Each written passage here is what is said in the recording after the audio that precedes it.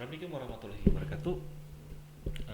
Pada tutorial sebelumnya kita sudah membahas mengenai operator aritmatika, yaitu operasi aritmatika, operasi penjumlahan, pengurangan, pembagian, perkalian, dan sisa hasil bagi. Eh, yang sangat sederhana sekali. Kita bagaimana membuat kalkulator sederhana.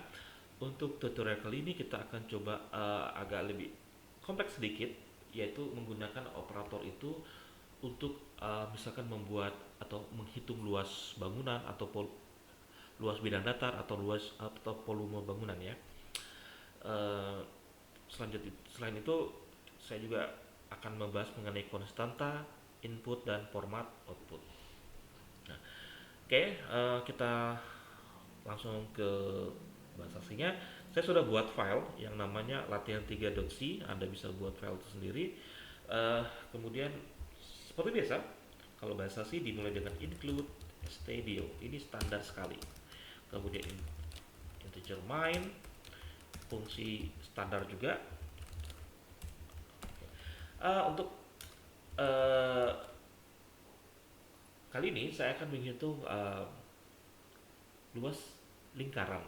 Nah, kita tahu bahwa luas lingkaran itu bisa dihitung dengan menggunakan rumus PR kuadrat. VR kuadrat, dan itu sangat sederhana sekali. V itu adalah standar dari nilai 22/7 atau 3,14. Kemudian R adalah jari-jarinya, gitu, jari-jari dari lingkaran. Oke, anggaplah kita membuat, anggaplah kita ada jari-jari lingkaran R ya. R itu adalah jari-jari lingkaran. Kemudian kita ingin hitung luas lingkaran, tapi kita kasih jari-jarinya dulu, misalnya R sama dengan anggaplah 7. Kemudian kita hitung luas lingkarannya berapa. Kita punya variabel R itu untuk jari-jari dan L untuk luas lingkaran atau luas lingkaran, gitu aja ya, supaya lebih enak. Nah, luas lingkaran itu adalah VR kuadrat. PR kuadrat. P-nya berapa? 22/7.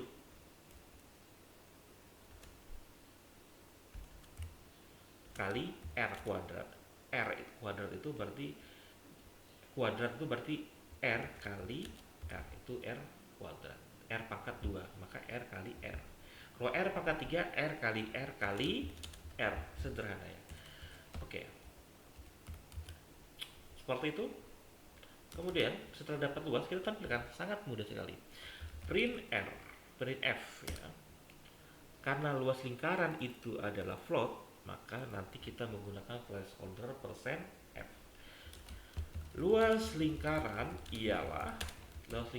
sama dengan gitu aja ya, %F. Luas lingkaran. Oke, selesai. Ini adalah program untuk menghitung luas lingkaran. Kita compile. Oke, ada error. Oh, lihat di sini baris ke-8. Expected titik koma before luas lingkaran. Jadi dia bilang bahwa sebelum luas lingkaran itu harus ada titik koma.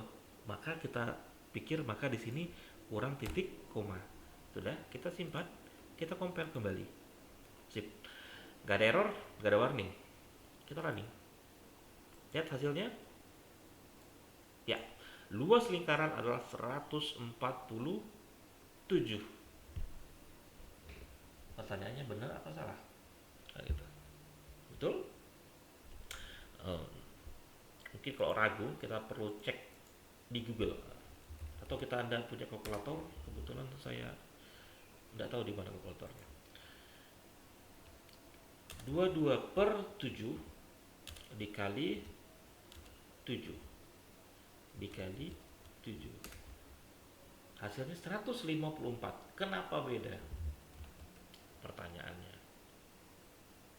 Anda bisa ngitung manual, hasilnya pasti 154.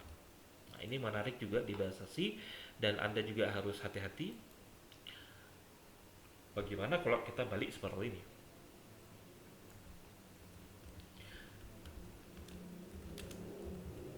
Nah, seperti itu. Jadi 22/7 kali R kali R kali. Tadi kan 22/7 kali R kali R. Sekarang kita kebalik menjadi R kali R kali 22 bagi 7. Nah, ini coba kita compare apakah sama hasilnya. Ya, benar. Ini baru betul. Jadi yang perlu Anda perhatikan adalah seperti ini. Kenapa salah? Kenapa? Ini sebenarnya secara matematis itu tidak ada permasalahan urutan di dalam matematika. Cuma di dalam bahasa sih, Anda kalau mau melakukan perkalian itu ada isu memang, yaitu variabel itu harus di depan. Nanti yang kayak seperti ini 22/7 itu adalah kita sebut sebagai konstanta, kita bisa letakkan di bagian akhir. Jadi misalkan 7 kali R. Jadi kalau 7 kali R, Anda tulis di programnya bukan 7 kali R, tapi R kali 7. Jadi variabel di depan. Baru terakhir adalah konstanta. Seperti itu. Oke, nggak ada masalah ya. Sip. Oke, selanjutnya adalah, nah, jadi dari sini kita bisa membuat suatu kesimpulan bahwa membuat program untuk menghitung luas bangunan, menghitung volume bangunan atau luas bidang datar dan segala macam itu sangat mudah sekali. Yang penting Anda tahu rumusnya, Anda tinggal tulis dalam satu buah kode baris seperti ini dan programnya akan menghitung seperti itu. Mungkin lebih simpelnya lagi, bagaimana kalau kita menghitung volume dari tabung? Sangat sederhana. Tabung itu kan adalah alasnya adalah lingkaran. Jadi kita bisa tulis di sini, kita bisa tabung dengan tinggi 10 dan jari-jari alasnya 7. Maka volume tabung itu adalah kita kasih buat volume di sini. Volume sama dengan luas lingkaran dikali tinggi. Selesai. Mudah sekali. Jadi kalau kita mau buat tabung, hitung dulu luas lingkaran alasnya, kemudian dikali dengan tinggi. Kita lihat berapakah volume tabung dengan luas alas 7 dan tinggi 10. Saya copy ini saja supaya cepat. Volume tabung.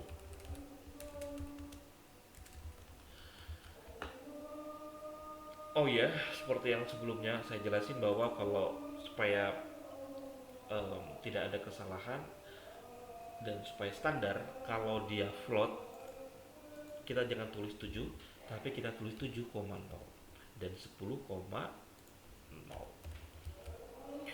Oke, volume tabung ialah, oh sorry, sini salah, volume. Sip, kita compile. Oh, ada yang salah. Oh, kita lupa variabel ini T kita belum buat. Nah, seperti itu. Kita compile, kita running. Oke, lihat hasilnya. Luas lingkaran 154, volume tabung 1540. Kita kasih enter lah di sini. Lupa sekali. Compile, sorry. Kita compile, jangan lupa. Kita ini lihat hasilnya. Sip. Jadi seperti itu penggunaan operasi aritmatika kita terapkan untuk menghitung luas dan volume suatu benda. Oke, sampai sini. Oke, selanjutnya yang saya akan lakukan seperti ini. Yang kita pikirkan adalah nilai dari R dan T ini. Bagaimana kalau kita rubah nilainya? Misalkan jari-jarinya bukan 7, tetapi misalkan 9. Kita running, kita compile, kita running, tidak ada masalah. Kita ganti nilai T-nya, misalkan 12. Simpan, kita compile, dan kita running. Sip, gak ada masalah juga. Yang menjadi masalah adalah ketika kita ingin merubah jari-jari atau tingginya, kita harus merubah ke dalam, kita harus buka source code ini. Kita harus rubah kodenya. Bagaimana? Nah, yang saya pikirkan adalah bagaimana caranya adalah supaya jari-jari dan tingginya itu yang input itu bukan kita tetapi adalah si user yang bersangkutan. Jadi sama seperti kalkulator, dia tinggal inputkan bilangan kemudian enter dapat hasil. Nah, hal seperti itu kita bekerja yang namanya sebagai input, adalah input. Jadi program itu tidak hanya mengeluarkan output tetapi juga menerima input dari user. Jadi dia bisa terima masukan, misalkan baik itu berupa angka, huruf, dan seterusnya. Sekarang kita bicara mengenai angka. Jadi kita pikirkan bagaimana membuat suatu program. Misalkan dia minta masukkan tinggi lingkaran, masukkan jari-jari lingkaran, kemudian muncullah perhitungannya luas lingkaran dan volume tabung. Oke. Jadi yang ini kita tidak tulis secara eksplisit tapi minta user. Nah, untuk itu kita perlu yang namanya fungsi scanf. Scanf ini apa? Scanf ini digunakan untuk meminta masukan dari user. Kita mulai satu-satu aja. Oke, jari-jarinya mungkin tetap 9 dulu, tapi kita nanti minta tingginya dari user. Oke, jadi scanf saya minta tingginya dari user. Formatnya adalah seperti ini. Scanf %f. Kenapa %f? Tergantung. Kalau dia yang kita minta itu bilangan pecahan, maka pakai %f. Kalau kita minta bilangan bulat, pakai %d. Saya minta ke user bilangan pecahan, jadi %f. Saya minta tinggi, seperti ini. Scanf jadi minta ke user untuk menginputkan tinggi. Nah, ketika dia inputkan tinggi di sini, maka nanti tingginya itu dimasukkan kepada variabel t. Supaya tidak banyak teori, kita jalankan, kita testing, kita compile. Saya lihat di sini kayaknya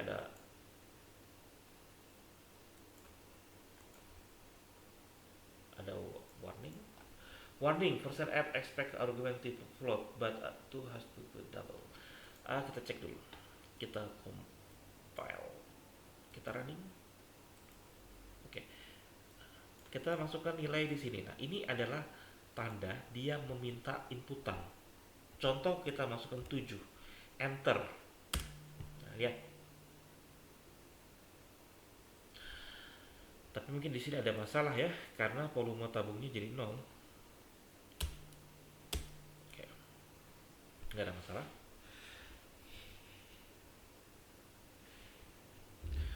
Kita running lagi. Harusnya kita masukkan 7,0. Oke, nggak ada masalah. Nah,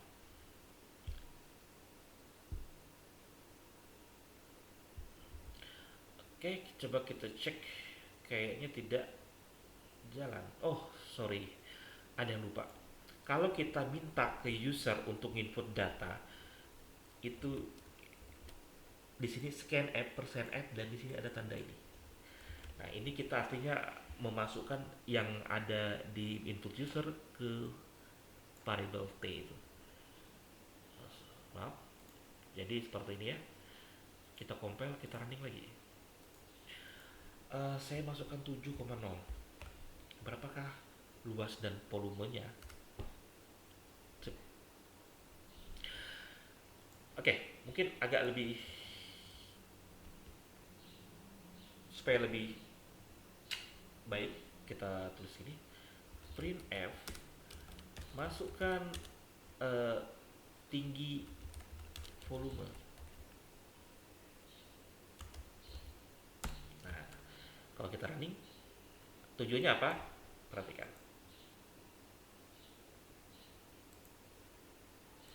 Nah, masukkan tinggi volume. Kita masukkan di sini 7,0 misalkan. Luas lingkaran sekian dan volume tabung sekian. Lebih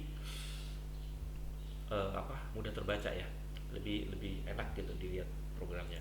Nah, sekarang untuk tinggi sudah, sekarang untuk jari-jari. Jari-jari tadi 9, sekarang kita tidak set 9 tapi berdasarkan inputan dari user. Kita lakukan sama seperti yang ini. Jadi oke, ini ada masalah kayaknya di oke,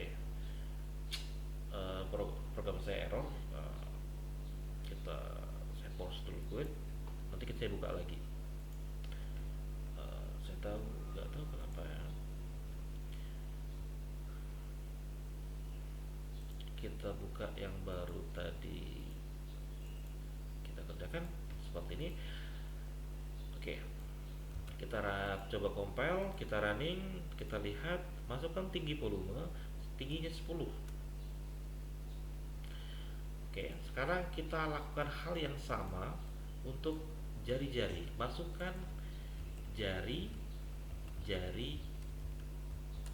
tabung. Oh, ini masukkan tinggi tabung harusnya ya. Masukkan jari-jari tabung. Ini kita ganti R. Jadi program ini seperti ini.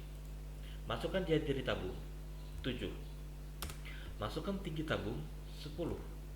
Hasilnya adalah 154 untuk luas luas lingkaran, dan volume tabungnya adalah 1540. Menarik sekali. Nah, jadi kita sudah belajar bagaimana menerima inputan dari user dengan menggunakan perintah scanf. Scanf itu tadi digunakan untuk input user. Kalau inputannya berupa bilangan pecahan, maka menggunakan %f. Kemudian ini adalah variabel yang akan dimasukkan datanya. Jangan lupa tanda dan ini. Oke, selanjutnya adalah seperti ini. Kita sudah membuat suatu volume tabung, menghitung luas dan volume tabung. Oke, gak ada masalah, semuanya benar, hasilnya benar, berdasarkan inputan dari user sudah, dan hasilnya benar. Yang saya akan bahas lagi selain di sini adalah angka ini 22/7.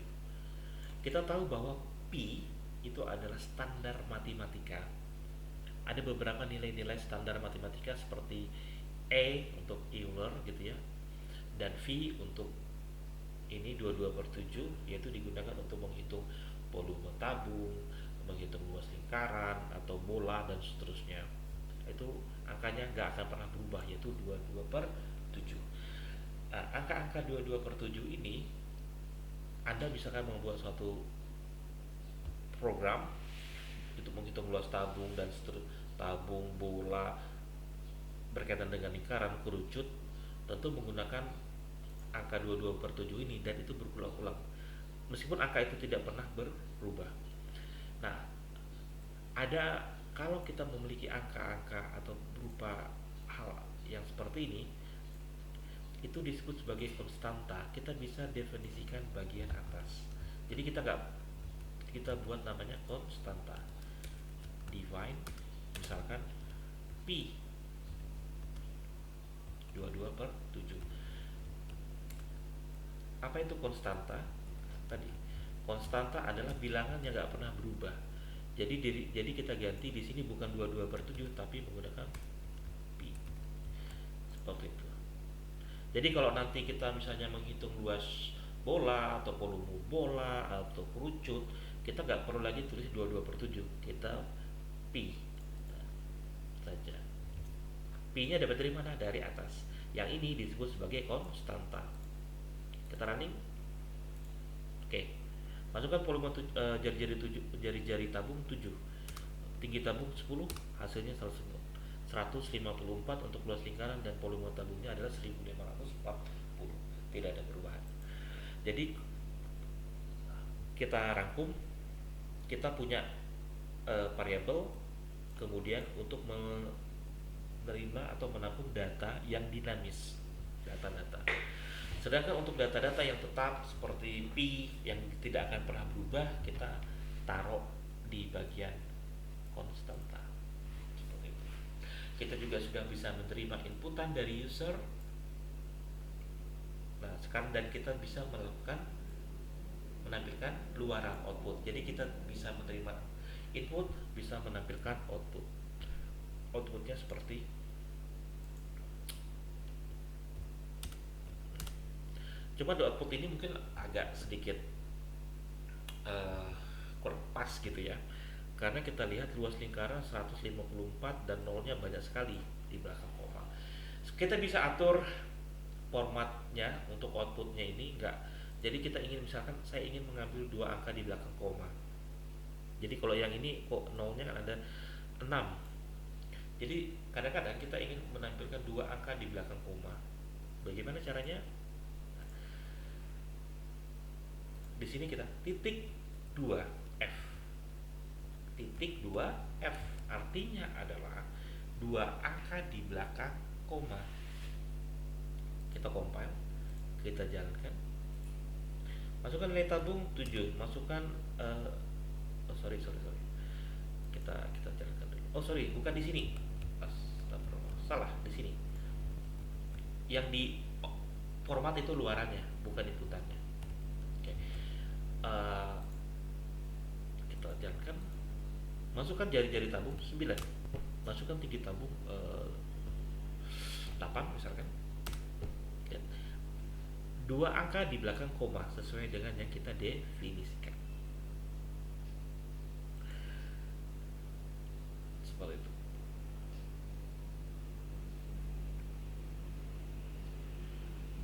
Nah, jadi itulah bagaimana kita memformat suatu output.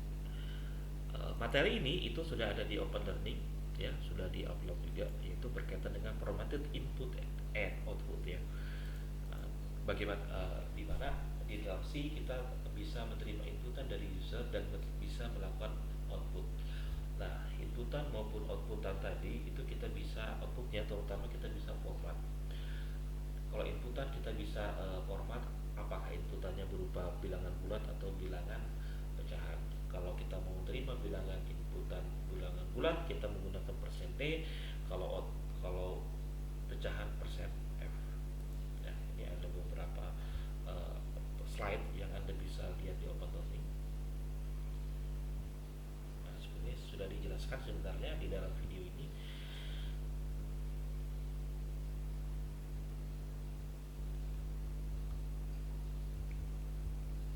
Untuk detailnya seperti itu. Dan ada beberapa contoh. Oke, terima kasih. Saya pikir cukup untuk video kali ini berkaitan dengan bagaimana melakukan input, membuat konstanta, dan melakukan format output. Saya akhiri. Assalamualaikum warahmatullahi wabarakatuh.